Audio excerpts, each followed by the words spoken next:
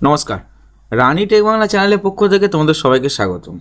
আজকে আলোচনা করব রেশন কার্ডের আধার লিঙ্ক কীভাবে করতে হয় এবং সঙ্গে কমিশন পাওয়া যায় কীভাবে।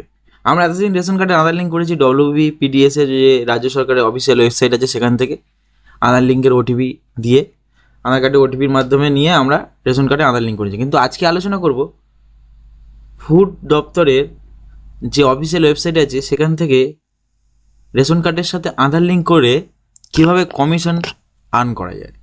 এর জন্য যে অফিসিয়াল ওয়েবসাইটটি আছে ফুড দপ্তরের, সেই অফিসিয়াল ওয়েবসাইটে চলে আসতে হবে।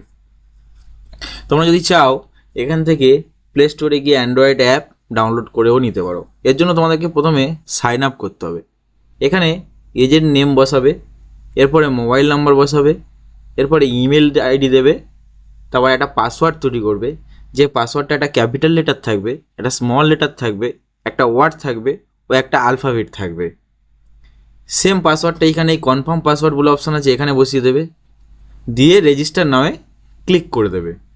এরপরে তোমাদের আইডি পাসওয়ার্ডটা তৈরি হয়ে গেলে এই যে লগ ইন অপশান আছে, মোবাইল নাম্বারটা কিংবা ইউজার নেমটা এখানে বসাবে, তারপরে যে পাসওয়ার্ডটা তৈরি করেছে সেই পাসওয়ার্ডটা এখানে দিয়ে লগ ইন বাটনে ক্লিক করে দেবে।